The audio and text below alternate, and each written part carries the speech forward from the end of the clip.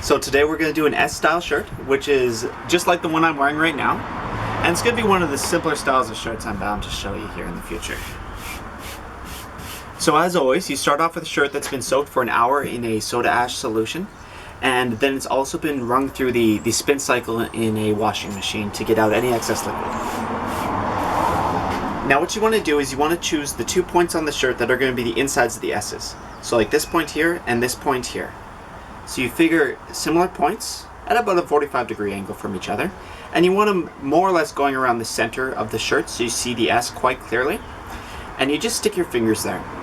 And then you get a little bit of tautness, not too much though, and you spin them together in either direction, like that. And you just spin until it creates more or less a clump like that. Straight horizontal lines in the center, and that's it. You don't want to go too tight. You don't want to pull too long on the sides and make it a really taut wrinkles, or else what's going to happen is you're not going to have round curvatures like this. They're going to be straight. They're going to be pointy, and they doesn't look quite as juicy in the end. So I recommend just doing a nice loose S. As you can see here, the wrinkles are pretty tall. You know, generally you want to work with as flat a surface area as possible. So you can come through here and just even them out as you go. Walk your fingers along, just like that. And now you see I have a nice, even accordion style going in the center. And then just all these parts coming off to the side. So with all the loose bits, like the sleeve and the sleeve over here, is you can just continue to work with the shape that's already been created. And just do a little bit of a bug crawl with your fingers like this, like you're going through files on in an office, to create little wrinkles that continue the shape. And we'll do the same over here.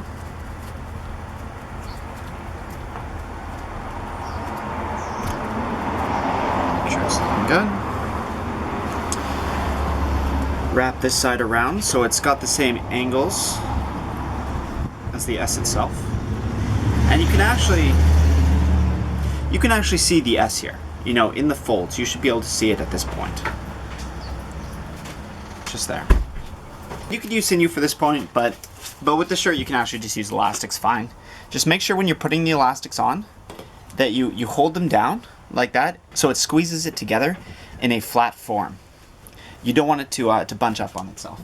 So once you get one on, you're going to want 2 main elastics here at the basically splitting the shirt into thirds. Right where all the accordions are going down the center, that's where the main curvature of the S is going to be. That's where you're going to get this tunnel here.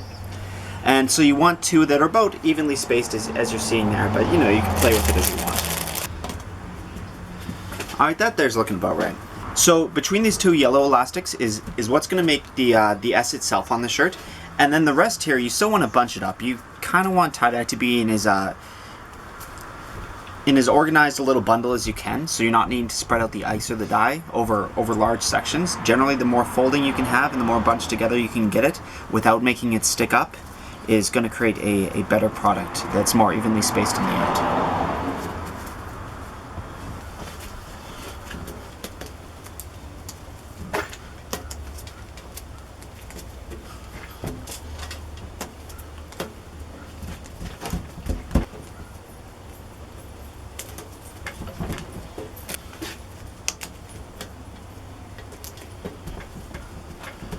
Alright, that's it. We'll try and make this a nice parallel lines. Like so. Always flip it over, make sure it's the same on the back because quite often the elastics will lay differently. Line it up.